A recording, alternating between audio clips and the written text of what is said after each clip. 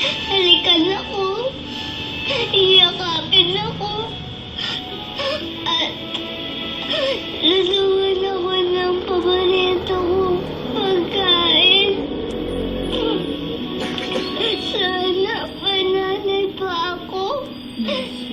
Kasi patay ng nanay ko. Sabi ni Tita Clem. Wala ka bang picture ng nanay mo? Wala po. Di ko din po alam kung ano pong pangalan po niya. Pero may iniwan po siya sa akin. Saan? Ano? Opo.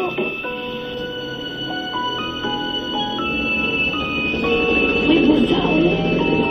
Siguro ang nanay mo nagburda dito, ano? Ano po bang ibig sabihin nun? Kasi something to do. Someone to love. Something to hope for. Ibig sabihin, maghahanap ka ng bagay